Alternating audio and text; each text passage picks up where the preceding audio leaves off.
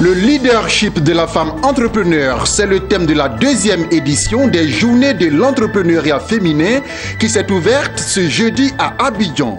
Un atelier pour une production responsable d'huile de palme réunit à Abidjan des délégués venus de divers pays africains. Bonsoir à tous et bienvenue si vous nous rejoignez sur Business 24 Africa. La deuxième édition des Journées de l'entrepreneuriat féminin s'est ouverte ce jeudi à Abidjan avec pour thème le leadership de la femme entrepreneur. 2 jours durant, les femmes venues de toutes les villes de la Côte d'Ivoire auront l'occasion de partager leur expérience de femmes entrepreneurs d'ici et d'ailleurs dans divers secteurs d'activité. Le compte-rendu de Marie-Josée Kwasi. Pendant 2 jours, les femmes de Côte d'Ivoire auront l'occasion de partager les expériences de d'autres femmes entrepreneurs dans divers secteurs d'activité lors de la deuxième édition des Journées de l'entrepreneuriat féminin, en abrégé JEF. Cette année, le thème retenu est le leadership de la femme entrepreneur. À travers ces journées, les femmes sont appelées au travail et rien qu'au travail. L'heure n'est plus à la parole, c'est aux actes. Donc nous sommes dans l'action. Ces journées nous permettront effectivement de sortir nos préoccupations quotidiennes, nos questions, la problématique de l'entrepreneuriat féminin, pour qu'on puisse traduire ça dans les réalités. C'est pourquoi nous avons dit que cette année, c'est la consécration. Nous sommes dans l'action. C'est des actions concrètes que nous devons poser. C'est en ce sens que nous attendons beaucoup des résolutions des 2 jours de réflexion avec les femmes entrepreneurs. Le moment est favorable et ce moment c'est maintenant. Pour Efrazi Kwasi-Yao, ministre de la promotion de la femme, de la famille et de la protection de l'enfant, le moment est favorable pour que les femmes puissent se donner véritablement au travail, tout en leur promettant un accompagnement de l'État. La participation des femmes de façon active à l'entrepreneuriat. Parce qu'il faut oser. Généralement, les femmes n'osent pas. Nous allons les accompagner au quotidien pour qu'elles s'en sortent. C'est ce que nous avons vu ailleurs. Les femmes entrepreneurs et futurs entrepreneurs venues nombreuses à cette manifestation se sont réjouies d'être présentes. La raison de ma présence ici, c'est parce que j'ai décidé de faire une dimension de l'entrepreneuriat. C'est-à-dire être en porte et puis permettre à d'autres personnes et à d'autres femmes aussi de se lancer dans cette activité qui fait un peu peur aujourd'hui. Je suis venue déjà pour apprendre, pour me former et aussi être au contact avec d'autres femmes entrepreneurs, échanger leur réalité, avoir aussi beaucoup de contacts au. Les journées de l'entrepreneuriat féminin JEF vont permettre aux femmes de s'informer et de se former à travers des échanges, des communications et des panels. Au terme de ces 2 jours de travaux, les recommandations qui en sortiront devraient permettre d'améliorer les conditions des femmes entrepreneurs de Côte d'Ivoire. Convenir d'un cadre régional commun pour une production responsable d'huile de palme, c'est l'objet de cet atelier qui réunit depuis ce jeudi à Abidjan des délégués venus de divers pays africains dont la Côte d'Ivoire. Jérémy Aouré était à l'ouverture de cette rencontre. Il nous en dit davantage.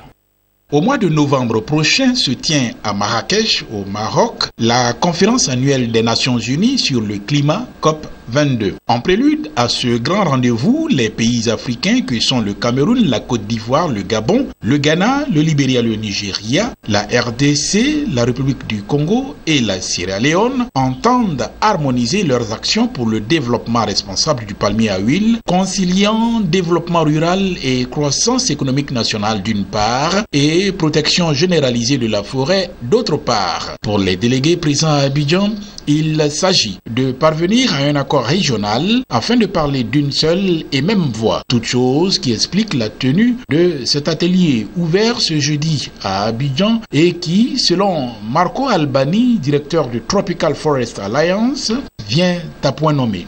Dans son intervention, Neil Scotland, représentant le gouvernement du Royaume-Uni, a indiqué que son pays tient à apporter un appui fort dans la lutte contre la déforestation. Pour sa part, Madame Nassere Kaba, directeur de cabinet représentant le ministre de l'Environnement et du Développement durable, a relevé l'intérêt de l'atelier d'Abidjan. Cette plateforme donc se présente comme une opportunité pour nos pays, car elle met en relation les différentes catégories d'acteurs majeurs que sont le secteur public, le secteur privé et la société civile autour d'un objectif commun, celui de garantir le développement ambitieux de nos pays, tout en répondant aux objectifs environnementaux de réduction de la déforestation, d'aménagement du territoire et de réduction des gaz à effet de serre, ainsi que du bien-être social des communautés, tout en garantissant leurs droits. C'est que l'ensemble des pays membres de la Tropical Forest Alliance Afrique s'accordent sur des positions à défendre à la faveur de la prochaine COP qui va se tenir à Marrakech. Alors pour nous, ministère des Eaux et Forêts, c'est effectivement important parce qu'il s'agit de mettre en œuvre des pratiques qui respectent l'environnement et surtout qui arrivent à la défense, à la protection de nos massifs forestiers. Et en cela, pour le ministère des Eaux et Forêts, c'est effectivement important que nous soyons là et que nous assistions donc les discussions, les échanges qui vont avoir lieu pour faire valoir que pendant longtemps, la forêt en Côte d'Ivoire a servi de pilier au développement. Malheureusement, depuis de nombreuses années, le développement agricole prend le pas sur la forêt. Ce qui fait que nos superficies forestières s'amenuisent de plus en plus. Et si on y prend garde, à terme, on ne pourra plus faire d'agriculture parce que le support de l'agriculture qu'est la forêt, s'il n'y a plus de forêt, forcément donc il n'y aura plus d'agriculture.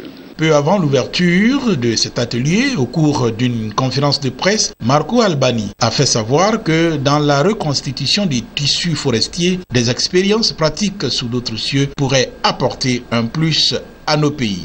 Dans le contexte africain, nous pourrons avoir des critères semblables ou d'autres critères. Par exemple, on pourrait demander quels sont les critères, quels sont les principes qu'il faudra avoir pour que nous disions que cette culture est durable. Nous apprécions particulièrement l'initiative TFA parce qu'elle donne l'opportunité de mettre autour de la table toutes les parties prenantes pour discuter et faire face à ces problèmes qui sont réels. Les producteurs eux-mêmes ont pris conscience de ces enjeux-là et ils sont eux-mêmes en train de s'organiser pour de nouvelles techniques agricoles qui vont se faire sur des terres dégradées pour réduire donc la pression sur les forêts. Parce que vous savez que sans forêt, nous n'aurons pas de pluie et donc pas d'agriculture. Donc tout le monde a pris conscience, l'environnement international est favorable. Il y a beaucoup d'appui au niveau du Fonds vert sur le climat qui sont disponibles pour ces producteurs-là. Signalons que la Côte d'Ivoire, le Ghana et le Libéria, qui ont déjà élaboré des principes nationaux pour une production responsable d'huile de palme, finalisent en ce moment même des plans d'action en vue de la mise en œuvre de ces principes sur le terrain. C'est en bref que nous poursuivons cette édition. La ministre des Finances du Nigeria, lors d'un panel organisé par le Fonds monétaire international FMI à Washington, fait part de son opinion sur le fait que l'utilisation du charbon dans le secteur énergétique africain soit aujourd'hui décriée. La ministre a déclaré que le pays a besoin de cohérence dans les politiques des institutions multilatérales et des pays occidentaux. Elle poursuit en disant qu'au Nigeria, il y a du charbon et un problème de déficit énergétique. Un vrai paradoxe. Terminons avec cette information. Au Maroc, un nouveau cadre juridique régit désormais le secteur audiovisuel et définit la régulation de celui-ci. Désormais, tout citoyen peut déposer une plainte auprès de l'organe de régulation contre toute chaîne de radio ou de télévision nationale ayant diffusé un contenu contraire à la loi. Jusqu'ici, cette prérogative était exclusivement réservée aux partis politiques, aux syndicats et aux associations reconnues d'utilité politique. Et c'est ici que se referme ce journal. Restez sur Business 24 Africa, restez avec les premiers en Afrique.